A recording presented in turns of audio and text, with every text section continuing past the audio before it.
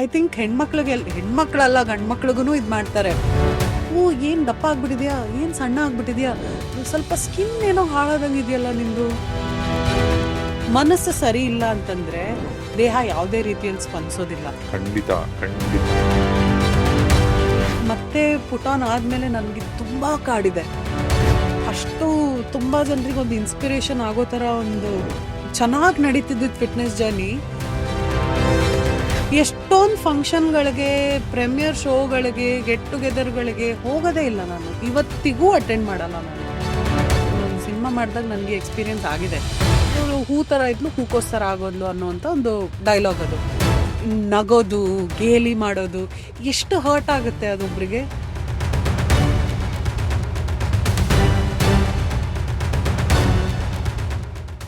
ಒಬ್ರ ಹತ್ರ ಚೆನ್ನಾಗಿ ಮಾತಾಡೋದಕ್ಕೆ ಏನು ಬೇಕು? ಏನೂ ಇಲ್ಲ. ಒಂದು ಸ್ಮೈಲ್ ಮಾಡೋದಕ್ಕೆ ಏನು ಬೇಕು? ಏನೂ ಇಲ್ಲ. ಏನು ಬೇಕಾಗುತ್ತೆ? ಅದಕ್ಕೇನು ಖರ್ಚಾಗೋದಿಲ್ಲ. ಬಟ್ ಇವ್ರುಗಳಿಗೆ ಏನು ಅಂತಂದ್ರೆ ಎದುರುಗಡೆ ಸಿಕ್ಕಿದ್ರೆ ಫಸ್ಟ್ ಅದೇ ವಿಷಯ. ಇವಾಗ ಎಲ್ಲೇ ಹೋದ್ರು ಐ ಥಿಂಕ್ ಹೆಣ್ಮಕ್ಳಲ್ಲ ಗಂಡು ಮಕ್ಳಿಗೂ ಇದು ಮಾಡ್ತಾರೆ. ತುಂಬ ದಿನ ಆದ್ಮೇಲೆ, ಓ ಏನು ದಪ್ಪ ಆಗ್ಬಿಟ್ಟಿದ್ಯಾ, ಏನು ಸಣ್ಣ ಆಗ್ಬಿಟ್ಟಿದ್ಯಾ, ಸ್ವಲ್ಪ ಸ್ಕಿನ್ ಏನೋ ಹಾಳಾದಂಗೆ ಇದೆಯಲ್ಲ ನಿಂದು. ಯಾಕೆ ಇವಾಗ ಮದ್ವೆ ಆಗಿ ಹೋಗಿದ್ರೆ, ಮದ್ವೆ ಆದ ಖುಷಿಲಿ ಚೆನ್ನಾಗಿ ತಿಂತಿದ್ಯಾ ಅನ್ಸುತ್ತೆ, ಗಂಡನ ಮನೆಯಲ್ಲಿ ಚೆನ್ನಾಗಿ ನೋಡ್ಕೋತಿದಾರೆ ಅನ್ಸುತ್ತೆ, ಚೆನ್ನಾಗಿ ವೆಯ್ಟ್ ಪುಟಾನ್ ಆಗ್ಬಿಟ್ಟಿದ್ಯಾ. ಯಾಕೆ ಹೆಂಡತಿ ಚೆನ್ನಾಗಿ ನೋಡ್ಕೋತಿಲ್ವಾ, ಸಣ್ಣ ಆಗ್ಬಿಟ್ಟಿದ್ಯಾ, ಸ್ವರ್ಗೋಗಿದ್ಯಾ, ಏನು. ಎವ್ರಿಬಡಿ, ಪ್ರತಿಯೊಬ್ರು ಅಪಿಯರೆನ್ಸ್ ಮೇಲೆ ಮಾತಾಡ್ಬೇಕು. ಎವ್ರಿಬಡಿ, ನಿಮ್ಮದೇ ರಿಲೇಟಿವ್ಸ್ ಆಗಿರ್ಲಿ, ನಿಮ್ಮ ಮನೆಯವರೇ ಆಗಿರ್ಲಿ, ಫ್ರೆಂಡ್ಸ್ ಆಗಿರ್ಲಿ, ಫಸ್ಟ್ ಕಮೆಂಟ್ ಬರೋದೇ ಅದು. ಏನಕ್ಕೆ ಅಂದ್ರೆ ಅವ್ರಿಗೆ ಬದುಕೋದಕ್ಕೆ ಹಕ್ಕಿಲ್ಲ ಅಂತನಾ? ಇವತ್ತಿಗೂ ನಂಗೆ ಎಷ್ಟೊಂದು ಕಮೆಂಟ್ಸ್ ಬರುತ್ತೆ, ಏನಕ್ಕೆ ಫಿಟ್ನೆಸ್ ಜರ್ನಿ ಸ್ಟಾಪ್ ಮಾಡಿದ್ರಿ. ಇದೆ ನಂದೇ ಆದ ರೀಸನ್ಸ್ ಇದೆ. ಐ ವಾಸ್ ತುಂಬಾ ಮೆಂಟಲಿ ಕುಗ್ಗೋಗಿದ್ದೆ ನಾನು. ಮನಸ್ಸು ಸರಿ ಇಲ್ಲ ಅಂತಂದ್ರೆ ದೇಹ ಯಾವುದೇ ರೀತಿಯಲ್ಲಿ ಸ್ಪಂದಿಸೋದಿಲ್ಲ. ಖಂಡಿತ ಖಂಡಿತ. ಯಾವುದೇ ರೀತಿಯಲ್ಲಿ ಸ್ಪಂದಿಸೋದಿಲ್ಲ. ಮನಸ್ಸು ಚೆನ್ನಾಗಿದ್ರೆ, ನಾವು ಮೆಂಟಲಿ ಹೆಲ್ದಿ ಆಗಿದ್ರೆ ಬೇರೆ ಎಲ್ಲದನ್ನು ನಾವು ಸಾಧಿಸ್ಬೋದು. ಮನಸ್ಸು ಚೆನ್ನಾಗಿಲ್ಲ, ಆಂಗ್ಸೈಟಿ ಇದೆ, ಡಿಪ್ರೆಷನ್ ಇದೆ, ಪ್ಯಾನಿಕ್ ಅಟ್ಯಾಕ್ಸ್ ಬರ್ತಿದೆ, ಯೋಚನೆ ಮಾಡೋದಕ್ಕೆ ಆಗ್ತಾ ಇಲ್ಲ ನಿಮ್ಗೆ ಅಂತಂದಾಗ, ಸ್ಟ್ರೆಸ್ ಇದ್ರೆ ಯಾವ ರೀತಿ ಏನ್ ಮಾಡ್ತೀರಾ ನೀವು? ಅವಾಗ ನೀವ್ ಎಷ್ಟು ಏನೇ ಪ್ರಯತ್ನ ಪಟ್ರು ಅದಾಗಲ್ಲ. ನಮ್ಮ ಮನ್ಸನ್ನ ನಾವು ಸರಿ ಎಷ್ಟೊಂದ್ ಜನ ಹೇಳ್ತಾರೆ, ಸಮಾಧಾನ ಮಾಡ್ಕೊಳ್ಳಿ, ಸ್ಟ್ರೆಸ್ ಕಮ್ಮಿ ಮಾಡ್ಕೊಳ್ಳಿ, ಚೆನ್ನಾಗಿ ತಿನ್ನಿ, ನಿದ್ದೆ ಮಾಡಿ. ನನ್ ದಿನಚರಿ ಹೇಗಿದೆ, ನನ್ ರೂಟೀನ್ ಹೇಗಿದೆ ನಿಮಗ್ ಗೊತ್ತಾ?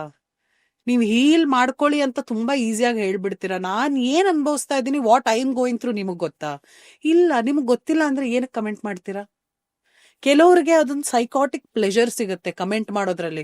ಅವ್ರಿಗೆ ಒಂದು ಮುಖ ಇರೋದಿಲ್ಲ, ಅವ್ರಿಗೆ ಒಂದು DP ಇರೋದಿಲ್ಲ, ಒಂದು ಫಾಲೋವರ್ ಇರೋದಿಲ್ಲ, ಏನೂ ಇರೋದಿಲ್ಲ. ಆ ಅಕೌಂಟ್ನ ಅವರು ಸ್ಪೆಸಿಫಿಕ್ ಆಗಿ ಕಮೆಂಟ್ ಮಾಡೋದಕ್ಕೆ ಅಂತಾನೆ ಇಟ್ಕೊಂಡಿರ್ತಾರೆ. ಅವ್ರು ಎದುರುಗಡೆ ಬಂದು ಮಾತಾಡ್ಲಿ, no, they will not have balls to come and talk. ಎದುರುಗಡೆ ಬಂದು ನಿಂತ್ಕೊಂಡು ಮಾತಾಡೋಕ್ ಧೈರ್ಯ ಇರೋದಿಲ್ಲ ಅಂತವ್ರಿಗೆ. ಅವ್ರ ಹೆಸರು ಮುಖನೇ ಹಾಕೊಳಕ್ ರೆಡಿ ಇರಲ್ಲ, ಇನ್ನು ಅವ್ರಿಗೆ ಏನ್ ಮಾಡ್ತಾರೆ? ಸೊ ಇವಾಗ ಏನು ಅಂತಂದ್ರೆ, ಆಫ್ಕೋರ್ಸ್ ಮತ್ತೆ ಪುಟಾನ್ ಆದ್ಮೇಲೆ ನನ್ಗೆ ತುಂಬಾ ಕಾಡಿದೆ. ಅಷ್ಟು ತುಂಬಾ ಜನರಿಗೆ ಒಂದು ಇನ್ಸ್ಪಿರೇಷನ್ ಆಗೋ ತರ ಒಂದು ಚೆನ್ನಾಗಿ ನಡೀತಿದ್ದಿದ್ದು ಫಿಟ್ನೆಸ್ ಜರ್ನಿ.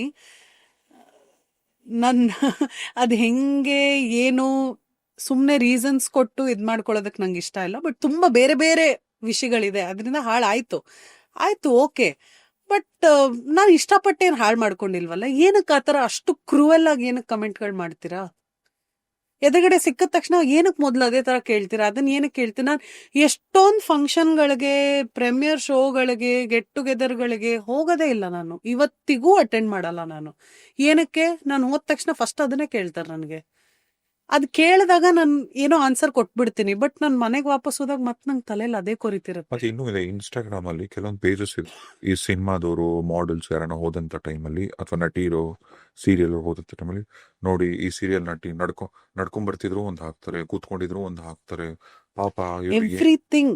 ಅವ್ರು ಹೆಂಗ್ ಬಟ್ಟೆ ಹಾಕೊಂಡ್ರೆ ಅದ್ರ ಮೇಲೆ ಕಮೆಂಟು, ಅವ್ರು ಸ್ವಲ್ಪ ಡಬಲ್ ಚಿನ್ ಬಂದ್ರೆ ಅದ್ರ ಮೇಲೆ ಕಮೆಂಟು, ಕೂದಲು ಸ್ವಲ್ಪ ಕಮ್ಮಿ ಕಾಣಿಸ್ತದೆ ಅದ್ರ ಮೇಲೆ ಕಮೆಂಟು, ಸ್ಕಿನ್ ಒಂಚೂರು ಹಾಳಾಗಿದ್ರೆ ಅದ್ರ ಮೇಲೆ ಎಲ್ಲದಕ್ಕೂ ಕಮೆಂಟ್ ಮಾಡ್ತಾರ್ರಿ. ನಾವ್ ಅದಕ್ಕೆ ತಲೆ ಕೆಡಿಸ್ಕೊಂಡ್ ಕೂತ್ಕೊಂಡ್ರೆ ನಮ್ ಮನ್ಸು ಹಾಳಾಗತ್ತೆ ಹೊರತು, ಇನ್ನೂ ನಾವು ಕುಗ್ತಿವೆ ಹೊರತು ನಮ್ ಜೀವನ ಮುಂದೆ ನಡೆಯಲ್ಲ, ನಮ್ ಹೊಟ್ಟೆ ತುಂಬಲ್ಲ. ಮತ್ತೆ ನೀವು ಗಮನಿಸಿದ್ರು ಕೂಡ ಕೆಲವೊಂದು ರೀಲ್ಸ್ ಎಲ್ಲ ಅನ್ನೋದನ್ನ ನೋಡಿದೀನಿ. ಈಗ ಪ್ರಿವ್ಯೂ ಸಿನಿಮಾ ಸ್ಪೆಷಲ್ ಶೋಸ್ಗೋ ಯಾರನ್ನ ಆಕ್ಟರ್ಸ್ಗಳು ಅಥವಾ ಬೇರೆ ಯಾರೋ ಹೊರಗಿನವರು, ಓಕೆ, ಅವ್ರಿಗೆ ಇಷ್ಟವಾದಂಗೆ ಡ್ರೆಸ್ ಮಾಡ್ಕೊಂಡ್ ಬರ್ತಾರೆ ಅಂತ ಇಟ್ಕೊಳ್ಳಿ. ಓವರ್ ಆಲ್ ಏನೋ ಅವ್ರು ಸಣ್ಣ ಬಟ್ಟೆ ಹಾಕಿದ್ರು, ದೊಡ್ಡದು ಹಾಕಿದ್ರು, ಅವ್ರವ್ರ ಚಾಯ್ಸ್.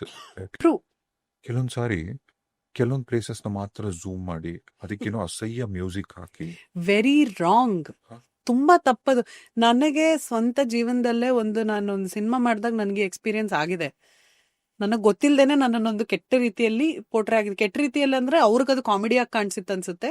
ನನಗೆ ಅದು straight on the face body shaming ಅಂತ ಅನ್ನಿಸ್ತು. ಆ ಸಿನಿಮಾ ಶೂಟಿಂಗಿಗೆ ಹೋದಾಗ ನನ್ನ ಪಾರ್ಟ್ಸ್ ಏನಿತ್ತು ಅದೆಲ್ಲ ಶೂಟ್ ಮಾಡ್ಕೊಂಡ್ರು. ಲವ್ ಮಾಕ್ಟೇಲ್ ಅನ್ನುವಂಥ ಸಿನಿಮಾ ಇದು. ಇವಳು ಹೂ ತರ ಇದ್ಲು, ಹೂಕೋಸ್ತರ ಆಗೋದ್ಲು ಅನ್ನುವಂಥ ಒಂದು ಡೈಲಾಗ್ ಅದು. ಅವಾಗ ಸುಮ್ಮನೆ ಕೇಳ್ದಾಗ ನಿಮ್ಗೇನೋ, ಬಟ್ ಆ ದೊಡ್ಡ ಸ್ಕ್ರೀನ್ ಅಲ್ಲಿ ಹಿಂದ್ಗಡೆಯಿಂದ ಬ್ಯಾಕ್ ಶಾಟು, ಬಂದಾಗ ಆನೆ ಸೌಂಡು, ಮತ್ತೆ ನಗೋದು, ಗೇಲಿ ಮಾಡೋದು, ಎಷ್ಟು ಹರ್ಟ್ ಆಗುತ್ತೆ ಅದೊಬ್ರಿಗೆ. ನೀವು ನಂಬ್ತಿರೋ ಬಿಡ್ತಿರೋ, ನಾನು ದೊಡ್ಡ ಸ್ಕ್ರೀನ್ ಅಲ್ಲಿ ಕುತ್ಕೊಂಡು ಆ ಸಿನಿಮಾ ತುಂಬಾ ಚೆನ್ನಾಗಿ ಏನು ಸಕ್ಸಸ್ ಕಾಣ್ತು. ತುಂಬಾ ಚೆನ್ನಾಗಿ ಓಡ್ತು ಆ ಸಿನಿಮಾ. ತುಂಬಾ ಖುಷಿ ಇದೆ ನಂಗೆ ಆ ಸಿನಿಮಾ ಒಂದು ಏನು ಅಷ್ಟು ಸಕ್ಸಸ್ ನೋಡಿದ್ದು. ಬಟ್ ನನ್ಗೆ ಇವತ್ತಿಗೂ ಕಾಡುತ್ತೆ, ನಾನು ಏನಕ್ಕೆ ಆ ಪಾತ್ರ ಮಾಡ್ಬೇಕಾಗಿತ್ತು. ನಂತರ ಇರೋ ಎಷ್ಟೋ ಜನಕ್ಕೆ ನಾನೇ ನನ್ನ ಕೈಯಾರೆ ಈ ತರ ಒಂದು ಕೆಟ್ಟ ಮೆಸೇಜ್ ಕೊಟ್ಟಿದ್ದೀನ, ನಾನೇ ಅವ್ರಿಗೆ ಬಾಡಿ ಶೇಮ್ ಮಾಡೋದಕ್ಕೆ ಒಪ್ಪಿಗೆ ಕೊಟ್ಬಿಟ್ನಾ ಅನ್ನೋ ತರ ಫೀಲ್ ಬರುತ್ತೆ. ನಂಗೆ ತುಂಬಾ ಬೇಜಾರಾಗತ್ತದು. ಬಟ್ ನಿಮಗೆ ಗೊತ್ತಿರುತ್ತಲ್ಲ, ಅಂದ್ರೆ ಗೊತ್ತಿತ್ತಲ್ವಾ ನಿಮಗೆ ಆ ಸೀನ್ ಶೂಟ್ ಮಾಡೋ ಮುಂಚೆ ಹೇಳಿರ್ತಾರಲ್ವಾ ನಿಮ್ಗೆ? ಅದು ಸೀನ್ ಶೂಟ್ ಮಾಡ್ಬೇಕಾದ್ರೆ ನನಗೆ ನಿಜ ನನ್ನ ಆಪೋಸಿಟ್ ಈ ತರ ನನ್ಗೊಂದು ಇದು ಬರುತ್ತೆ ಅಂತ ಗೊತ್ತಿಲ್ಲ. ಏನಕ್ಕೆ ಅಂದ್ರೆ ನೀವ್ ಆ ಸೀನ್ ನೋಡಿದ್ರೆ ಮತ್ತೆ ಅಮೆಝಾನ್ ಪ್ರೈಮ್ ಅಲ್ಲಿ ನಿಮ್ಗೆ ಸಿಗುತ್ತೆ. ನಾನು ಎಕ್ಸಿಟ್ ಆದ್ಮೇಲೆ ಆ ಡೈಲಾಗ್ ಇರೋದು. ಕರೆಕ್ಟಾ? ನಾನು ಇದ್ದಾಗ ಆ ತರ ಏನೂ ಇಲ್ಲ. ನಾನು ಇದ್ದಾಗ ಚೆನ್ನಾಗಿ ಮಾತುಕತೆ ಇದೆ. ನಾನು ಎಕ್ಸಿಟ್ ಆದ್ಮೇಲೆ ಆ ಡೈಲಾಗ್ ಇರೋದು. ನಿಮಗೆ ಗೊತ್ತಿರಲ್ಲ ಅಲ್ಲಿ ಏನಾಗುತ್ತೆ? ಗೊತ್ತಿಲ್ಲ. ನಾನು ಸ್ಕ್ರೀನ್ ಮೇಲೆ ನೋಡಿದಾಗ ನಂಗೆ ತುಂಬಾ ಹರ್ಟ್ ಆಯ್ತು. ಇನ್ಫ್ಯಾಕ್ಟ್ ನೀವು ನಂಬ್ತಿರೋ ಬಿಡ್ತಿರೋ, ನಾನು ಮಾಸ್ಕ್ ಎಲ್ಲ ಹಾಕೊಂಡು ಅವತ್ತು ಸಿನಿಮಾ ನೋಡೋದಕ್ಕೆ ಹೋಗಿದ್ದು. ನಾನು ಎದುರುಗಡೆ ಕೂತವ್ರು, ಇವ್ರನ್ನೇನಕ್ಕೆ ಹಿಂಗೆ ತೋರಿಸಿದ್ದಾರೆ ಪಾಪ ಅಂತ ಹೇಳಿದ್ರು. ನನ್ನ ಎದುರುಗಡೆನೆ ಕೂತವ್ರು. I could hear them say that. ನನಗೆ ಹೆಂಗ್ ಅನ್ಸಿರ್ಬೇಡ. ನಂಗೆ ಒಂದೊಂದ್ಸತಿ ಅನ್ಸುತ್ತೆ ಕೆಲವೊಂದು ತಪ್ಪುಗಳನ್ನ ನಾನು ಮಾಡಿದ್ದೀನಿ, ಕೆಲವೊಂದು ಪಾತ್ರಗಳನ್ನ ನಾನು ರಾಂಗ್ ಆಗಿ ಸೆಲೆಕ್ಟ್ ಮಾಡಿದ್ದೀನಿ, ರಾಂಗ್ ಮೆಸೇಜ್ಗಳನ್ನ ಕೊಟ್ಟಿದ್ದೀನಿ ಅಂತ. ಇವಾಗ ನಾವು ಹೇಗೆ ಇದ್ರು ಮಾತಾಡ್ತಾರೆ ಅಂದಾಗ ನಾವು ಇರ್ಲೇಬಾರ್ದು ಅಂತ ಅಲ್ಲ, ನಾವು ಹೆಂಗಿದೀವಿ ಹಾಗೆ ನಾವು ನಮ್ಮನ್ನ ಪ್ರೀತಿಸ್ಕೋಬೇಕು ಅಂತ. ಬಟ್ ದಟ್ ಡಸಂಟ್, ಅದ್ ಬೇರೆಯವ್ರಿಗೆ ನಾವು ನಮ್ಮನ್ನ ಬಾಡಿ ಶೇಮ್ ಮಾಡೋದಕ್ಕೆ ನಾವು ಪರ್ಮಿಷನ್ ಕೊಡೋದಕ್ಕೆ ಇಟ್ ಇಸ್ ವೆರಿ ರಾಂಗ್. ಅದು ಪರ್ಮಿಷನ್ ಇದೆ ಅಂತಲ್ಲ. ಇಟ್ ಇಸ್ ಒಂದು ಸಿನಿಮಾದಲ್ಲಾಗ್ಲಿ, ಸೀರಿಯಲ್ ಅಲ್ಲಾಗ್ಲಿ, ಯಾವ್ದ್ರಲ್ಲಾಗ್ಲಿ ಆ ರೀತಿ ಒಂದು ಮೆಸೇಜ್ ಅನ್ನು ಕೊಡೋದು ತಪ್ಪು. ಅದು ಎಷ್ಟು ವೈರಲ್ ಆಯ್ತು, ಅದರಿಂದ ನಾನು ತುಂಬಾ ಫೇಮಸ್ ಅದೇ. ಯಾರಿಗ್ ಬೇಕು ಆ ತರ ಫೇಮು? ಯಾರಿಗ್ರಿ ಬೇಕು? ನಿಮ್ ಎದುರುಗಡೆ ಬಂದ್ಬಿಟ್ಟು ಮ್ಯಾಮ್ ಹೂ ತರ ಇದ್ರಿ, ಹೂಕೋಸ್ತರ ಆಗೋದ್ರಿ, ಸಖತ್ ಮೇಡಮ್ ಅಂತಂದ್ರೆ ಖುಷಿ ಆಗತ್ತಾ ಬೇಜಾರಾಗತ್ತಾ ಹೇಳಿ? ಹೆಂಗನ್ಸುತ್ತದು? ಯಾರಾದ್ರೂ ಇವಾಗ್ಲೂ ಬಂದ್ರು, ಮ್ಯಾಮ್ ನೀವ್ ಲವ್ ಮಾಕ್ಟೇಲ್ ಅಲ್ಲಿ ಮಾಡಿದ್ರಲ್ಲ, ಸಖತ್ತಾಗಿ ಮಾಡಿದಿರಾ ಅಂದಾಗ ನನ್ ಕರ್ಮ ಅನ್ಸುತ್ತೆ. ನಿಜವಾಗ್ಲೂ ಅನ್ಸುತ್ತೆ. ಇವತ್ತಿಗೂ ಹೇಳ್ತಾರೆ ಕೆಲವರು, ನನ್ ಕರ್ಮ ಗುರು ಅಂತ ಅನ್ಸುತ್ತೆ. ನನ್ಗೆ ಏನಕ್ ಮಾಡಿದೆ ಅದನ್ನ, ನಾನು ಏನಕ್ ಒಪ್ಕೊಂಡೆ, ಆ ಒಂದೇ ದಿನ ಶೂಟಿಂಗ್ ಇದ್ದು ನಾನು ಏನಕ್ಕಾದ್ರೂ ಹೋದೆ ಅಂತ ಅನ್ಸುತ್ತೆ. ಬಟ್ ಏನು ಮಾಡೋದಕ್ಕಾಗೋದಿಲ್ಲ. ನನ್ನಿಂದ ತಪ್ಪಾಗಿದೆ, ಅದನ್ನ ನಾನು ಸರಿ ಮಾಡ್ಕೋಬೇಕೇ ಹೊರತು ನಾನು ವಾಪಸ್ ಹೋಗಿ ಅದನ್ನ ಬದಲಾಯಿಸೋದಕ್ಕಾಗಲ್ಲ. ಸೊ ಈ ರೀತಿ ಆಗಿದ್ದು ಇದೆ. ಈಗ್ಲೂ ಅಷ್ಟೇ ನಾನು ಮತ್ತೆ ಪುಟನಾಗಿದ್ದೀನಿ ಅಂತ ತುಂಬಾ ಜನ ಕಮೆಂಟ್ ಮಾಡ್ತಾ ಇರ್ತಾರೆ. ನಾನು ಅದಕ್ಕೆಲ್ಲ ತಲೆ ಕೆಡಿಸ್ಕೊಳ್ಳೋದಿಲ್ಲ. ಅಂಡ್ ಅವ್ರು ಯಾರಿಗೂ ಉತ್ತರ ಕೊಡೋದಕ್ಕೆ ನಾನು ಕೂತಿಲ್ಲ. ಬೇರೆ ಯಾರ್ಯಾರಿಗೋ ಸಮಜಾಯಿಷಿ ಕೊಡೋ ಅಗತ್ಯನೂ ನನಗಿಲ್ಲ. ನನ್ನ ಜೀವನ, ನನ್ನ ಕಷ್ಟಗಳು, ನಾನು ಅನುಭವಿಸ್ತಾ ಇರೋದು ನನಗ್ ಗೊತ್ತು. ನಾನು ಸತ್ಯವಾಗಿದ್ದೀನಿ. ನನ್ನ ಕೈಲಿ ಏನಾಗತ್ತೆ ಪ್ರಯತ್ನ ಪಡ್ತಾ ಇದ್ದೀನಿ. ನಾನು ಚೆನ್ನಾಗಿ ಬದುಕ್ತಾ ಇದ್ದೀನಿ, ಖುಷಿಯಾಗಿದ್ದೀನಿ. ನಂಗೆ ಅಷ್ಟೇ ಮ್ಯಾಟ್ರ್ ಆಗೋದು. ಇವ್ರು ಯಾರ್ಯಾರೋ ಏನೇನೋ ಕಮೆಂಟ್ ಮಾಡೋದ್ರಿಂದ ನನ್ನ ತಲೆ ಕೆಡಿಸ್ಕೊಂಡು ನನ್ನ ತಲೆ ಹಾಳಾಗತ್ತಷ್ಟೇ. ಆದ್ರೆ ತಲೆ ಹಾಳಾಗಲ್ವಾ ನನ್ಗೆ? ನನ್ಗೆ ಎಫೆಕ್ಟೇ ಆಗಲ್ವಾ ಇದು? ಖಂಡಿತವಾಗ್ಲೂ ಎಫೆಕ್ಟ್ ಆಗುತ್ತೆ. ಒಬ್ಳೆ ಕೂತಿದ್ದಾಗ ಸಡನ್ ಆಗಿ ಥಾಟ್ಸ್ ಬಂದು ಬೇಜಾರಾಗತ್ತೆ, ಅಳು ಬರುತ್ತೆ. ಬಟ್ ಏನಕ್ಕೆ ನಾನು ಮತ್ತೆ ಎದ್ ನಿಂತ್ಕೊಂಡು ಇಲ್ಲ ಇದು ಮಾತ್ರ ಸತ್ಯ ಅಲ್ಲ, ಜೀವನ ಮುಂದಕ್ಕೆ ತುಂಬಾ ದೊಡ್ಡದಿದೆ ಅಂತ ನನಗ್ ನಾನೇ ಸಮಾಧಾನ ಮಾಡ್ಕೊಂಡು ಮುಂದಕ್ಕೆ ಹೋಗ್ತಾ ಇರ್ತೀನಿ. ನನ್ನ ಕೈಲಾದ ಪ್ರಯತ್ನ ನಾನು ಮಾಡ್ತಾ ಇರ್ತೀನಿ, ಅಷ್ಟು ಮಾತ್ರ ಹೇಳಬಲ್ಲೆ. ಯಾರು ಬೇಕು ಅಂತ ಈ ತರ ಮಾಡ್ಕೊಳ್ಳೋದಿಲ್ಲ. ಯಾರಿಗೂ ಬೇಕು ಅಂತ ಈ ತರ ಇರ್ಬೇಕು ಅಂತಾನು ಇಷ್ಟ ಆಗಲ್ಲ. ಕಷ್ಟ ಇದೆ, ಈ ತರ ಇರೋದ್ರ ಅದ್ರದೇ ಆದ ಕಷ್ಟಗಳಿದೆ. ಅದು ಅವ್ರಿಗೆ ಗೊತ್ತಾಗೋದಿಲ್ಲ. ಕಮೆಂಟ್ ಮಾಡೋದು ಬಹಳ ಈಸಿ. ನಮ್ ಜೀವನನ ಬಂದ್ಬಿಟ್ಟು ನಮ್ಮ ಜಾಗದಲ್ಲಿ ನಿಂತು ಬದುಕೋದಿದೆಯಲ್ಲ, ಅದು ಕಷ್ಟ. ಇನ್ ಅಂಡ್ ಔಟ್ ಹೊರಗಡೆ ಬಿಟ್ಬಿಡಿ. ಹೊರಗಡೆ ಜನ ಏನಂತಾರೆ, ಯಾರೋ ಗೊತ್ತು ಹೆಸರು, ಒಂದ್ ಫೋಟೋ ಕೂಡ ಹಾಕಲ್ದವ್ರು ಬಂದು ಏನೇನೋ ಕಮೆಂಟ್ ಮಾಡ್ತಾರೆ. ಬಟ್ ಎಲ್ಲದಕ್ಕಿಂತ ತುಂಬಾ ಅಸಹ್ಯ ಅಂತ ಅನ್ಸೋದು ಅಂದ್ರೆ ಹತ್ತಿರದವ್ರೆ ಯಾವಾಗಾದ್ರೂ ಒಂದ್ ಮಾತಾಡ್ತಾರೆ ಅಲ್ವಾ? ಮುಂದೆ ಮಾತಾಡೋದು ಒಂದ್ ಕಡೆ ಆದ್ರೆ, ಗೊತ್ತಿಲ್ಲದೆ ಮುಂದೆ ಹೋದ ತಕ್ಷಣ ಹಿಂದೆ ಒಂದ್ ಕಮೆಂಟ್ ಪಾಸ್ ಮಾಡ್ಬಿಡ್ತಾರಲ್ಲ, ಅದಂತೂ ತುಂಬಾನೇ ಇದಾಗತ್ತೆ. ಬಟ್ ನಾನು ಹೇಳೋದು, ನೀವು ಸಣ್ಣ ಇರಿ, ದಪ್ಪ ಇರಿ, ಹೇಗಾದರೂ ಇರಿ, ಕಲರ್ ಕಮ್ಮಿನೋ ಜಾಸ್ತಿನೋ, ಬಟ್ ಇನ್ನೊಂದು ಪಾಪ ತಲೆಯಲ್ಲಿ ಕೂದಲಿಲ್ಲ ಅಂದ್ರೂ ಕೂಡ, ಅಥವಾ ಹೇರ್ ಫಾಲ್ ಆದ್ರೂ, ಅಥವಾ ಯಾಕೆ ಯಾಕೆ ಒಬ್ಬರ ದೇಹನ ತೋರಿಸಿ ನೀವು ನಿಮ್ಗೆ ಅದೊಂಥರ ಆ ವಿಕೃತ ಮನೋಭಾವ, ಅದು ಏನಕ್ಕೆ ಅದು ಕೆಲವರಿಗೆ? ಏನೋ ಗೊತ್ತಿಲ್ಲ ನನ್ಗೆ. ಆ ಒಂದ್ ಈಗ ನಿಜ ಹೇಳ್ಬೇಕು ಅಂತಂದ್ರೆ ಕೆಲವರು ಅರ್ಥ ಮಾಡ್ಕೊಂಡು ಸುಮ್ನಿರ್ತಾರೆ. ತುಂಬಾ ಅಪ್ರಿಶಿಯೇಟ್ ಮಾಡ್ತೀನಿ ಅಂತವ್ರನ್ನ. ಕೆಲವ್ರಿಗೆ ಆತರ ಹೇಳಿದ್ರೇನೆ ಖುಷಿ ಸಿಗತ್ತೆ ಅನ್ಸುತ್ತೆ. ದೇವ್ರು ಬೇರೆ ರೀತಿಯಲ್ಲೇ ಅವ್ರಿಗೆ ಅದನ್ನ ವಾಪಸ್ ಕೊಡ್ತಾನೆ. ಅವ್ರಿಗೆ ಗೊತ್ತಾಗದೆ ಇರೋ ಹಾಗೆ ಕೊಡ್ತಾನೆ ಒಂದೊಂದ್ಸತಿ. ಸೊ ನಾವು ಎಲ್ಲಾರ್ಗೂ ಉತ್ತರ ಕೊಟ್ಕೊಂಡು ಎಲ್ಲಾರ್ನೂ ನಾವು ಫೈಟ್ ಮಾಡ್ಕೊಂಡಿರಕ್ ಆಗಲ್ಲ. ನಾವು ಫೈಟ್ ಮಾಡ್ಬೋದು, ಎಷ್ಟಾಗತ್ತೆ ಅಷ್ಟು ಮಾಡ್ಬೋದು. ನಮ್ ತಲೆ ಕೆಡಿಸ್ಕೊಳ್ಳೋ ಅಷ್ಟು ನಾವ್ ಅದನ್ನ ಫೈಟ್ ಮಾಡಿದ್ರೆ I think it is worthless. ನಮ್ಮ ಮನೆಗೆ ಒಬ್ರು ನಮ್ಮ ಅಮ್ಮನ ಫ್ರೆಂಡ್ ಒಬ್ರು ಮನೆಗೆ ಬಂದಿದ್ರು, ಮಾತಾಡ್ತಿದ್ರು, ಕಾಫಿ ಕುಡಿತಿದ್ರು. ಅದೇ ಟೈಮ್ಗೆ ನಮ್ಮ ದೂರದ ಸಂಬಂಧಿಕರೊಬ್ರು ಮದುವೆ ಇನ್ವಿಟೇಷನ್ ಕಾರ್ಡ್ ಏನೋ ತಗೊಂಬಂದಿದ್ರು ಅವ್ರ ಮಗಳದು. ಅವ್ರು ಬಂದ್ರು, ಈ ಆಂಟಿ ಯಾರು ಕೂತಿದ್ರಲ್ಲ ಅವರಿಗೆ ನಮ್ಮ ರಿಲೇಟಿವ್ಸ್ ಕೂತಿದ್ರು. ಅವ್ರ ಬಾಗಿಲಲ್ಲಿ ಇನ್ನೂ ಎಂಟ್ರೆನ್ಸ್ ಬರ್ತಿದ್ದಾರೆ. ನೋಡಿದ ತಕ್ಷಣ, ಅಯ್ಯೋ ಏನ್ ತಲೆ ಫುಲ್ ಬೋಡ ಆಗ್ಬಿಟ್ಟಿದ್ಯಾ, ನಿನ್ ತಲೆಯಲ್ಲಿ ಕೂದ್ಲಿತ್ತಲ್ಲ, ಏನಾಗೋಯ್ತು ಅಂತ. ಮೀಟ್ ಮಾಡಿದ ಫಸ್ಟ್ ಟೈಮ್ ಅವರು. ಅಂದ್ರೆ ಹಾಯ್ ಹೆಲೋ ಯಾವಾಗ್ಲೂ ನಮಸ್ಕಾರನೂ ಇಲ್ಲ. ಏನೂ ಇಲ್ಲ. ಒಂದ್ 15 ವರ್ಷದ ಮುಂಚೆ ನೋಡಿದ್ರಂತೆ ಇವ್ರನ್ನ, ಅಷ್ಟೇ. ಇನ್ನು ಮನೆ ಬಾಗ್ಲಲ್ಲಿ ಇದಾರೆ ಅವರು. ಹಿಂಗ ಮರ್ಯಾದೆ. ಅವ್ರು ಹೋದ್ಮೇಲೆ ನಾನು ಇವ್ರಿಗೆ ಸರಿಯಾಗಿ ಮರ್ಯಾದೆ ಮಾಡಿದೆ. ಇವನ್ ತಿಳುವಳಿಕೆ ಇರೋರು. ನಿಮಗೊಂದು 50-60 ವರ್ಷ ಆಗಿದೆ, ಒಬ್ಬ ವ್ಯಕ್ತಿನ ಹೆಂಗ್ ಟ್ರೀಟ್ ಮಾಡ್ಬೇಕು ಅಂತ ಗೊತ್ತಿಲ್ವಾ? ಮಗಳ ಮದ್ವೆ ಇತ್ಕೊಂಡು ಪಾಪ ಅಪ್ಪ ಪ್ರೀತಿಯಿಂದ ಕಾರ್ಡ್ ತಗೊಂಡ್ಬಂದ್ರೆ, ಅದು ಅಪ್ಪ ಅಂದ್ರೂ ವಯಸ್ಸು ಆಗಿಲ್ಲ ಪಾಪ ಅವರಿಗೆ, ಚಿಕ್ಕ ವಯಸ್ಸನೇ.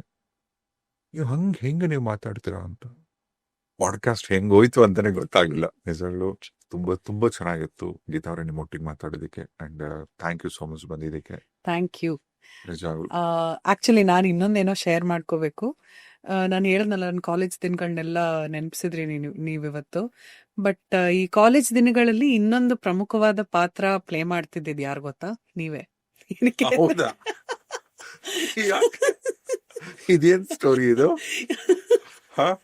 ಈ ಫೀಲಿಂಗ್ಗಳ ರೂವಾರಿ ಯಾರಾಗಿದ್ರು ನೀವೇ ಆಗಿದ್ರಿ. ಏನಕ್ಕೆ ಅಂದ್ರೆ ನಿಮ್ ಶೋನ ನಾನು ಅಷ್ಟು ನಿಷ್ಠೆಯಿಂದ ಕೇಳ್ತಿದ್ದೆ. ಅವಾಗೆಲ್ಲ ಮನೆ ಕೇಬಲ್ ತೆಗೆದ್ಬಿಟ್ಟಿರೋರು, ಓದಲ್ಲ ಹುಡುಗಿ ಅಂತ ಟಿವಿ ಕೇಬಲ್, ರೇಡಿಯೋ ಇರ್ತಿತ್ತು. ರಾತ್ರಿ ಒಬ್ಳೆ ಮಲ್ಗಿದ್ರು ಕಿವಿಗೆ ಇಯರ್ಫೋನ್ಸ್ ಹಾಕೊಂಡು ಅಥವಾ ಚಿಕ್ಕದಾಗಿ ರೇಡಿಯೋ ಇಟ್ಕೊಂಡು I used to listen to your show. Miss ಮಾಡ್ತಿರ್ಲಿಲ್ಲ. ಆ ಲವ್ ಗುರು ಶೋನಲ್ಲಿ ಬರೋಂಥ ಹಾಡುಗಳಾಗಿರ್ಲಿ, ಅಥವಾ ನೀವು ಮಾತಾಡೋ ರೀತಿ ಆಗಿರ್ಲಿ, ನೀವೊಂದು ಮಾತಾಡೋದೊಂದು ಸ್ಟೈಲ್ ಇದೆ, ಆ ಒಂದು ಮನ್ಸಿಗೆ ತಟ್ಟುವಂತ ಶೈಲಿ ಅದು. ತುಂಬಾ ಪ್ರೀತಿಯಿಂದ ಮಾತಾಡುವಂತ ಶೈಲಿ ಅದು. ಬಹಳ ಇಷ್ಟ ಆಗ್ತೈತಿ. ಇವತ್ತಿಗೂ ನಂಗೆ ಅದ್ ನೆನಪಿದೆ. ಇವತ್ತಿಗೂ ನಂಗೆ ಕಿವಿಲ್ ಅದು ಎಕೋ ಆಗುತ್ತೆ. ಅವತ್ತಿನ ಫೀಲಿಂಗ್ಸ್ ಗಳಿಗೆ ಇನ್ನೂ ಫ್ಯೂಯಲ್ ಮಾಡ್ತಿದ್ದು ನಿಮ್ಮ ಶೋ, ನಿಮ್ಮ ಧ್ವನಿ. Thank you so much. Thank you. So ಒಳ್ಳೆ ಮಾತು. ನಾನು ಆಗ್ಲಿಂದಾನು ನಿಮ್ಮ ಫ್ಯಾನ್ ಆಗಿದ್ದೆ, ಈಗ್ಲೂ ನಿಮ್ಮ ಧ್ವನಿಗೆ ಫ್ಯಾನ್ ನಾನು. ಅಂಡ್ ಥ್ಯಾಂಕ್ ಯು, ನಿಮ್ಮ ಶೋನಲ್ಲಿ ನಾನ್ ಬಂದು ಮಾತಾಡೋದಕ್ಕೆ ಒಂದು ಅವಕಾಶ ಮಾಡಿಕೊಟ್ಟಿದ್ದಕ್ಕೆ ಬಹಳ ಖುಷಿ ಆಯ್ತು ನಿಮ್ ಜೊತೆಗೆ ಮಾತಾಡಿ. Thank you. ಅಂಡ್ ಎಲ್ಲ ಒಳ್ಳೆಗಾಗ್ಲಿ. Thank you so much. Thank you.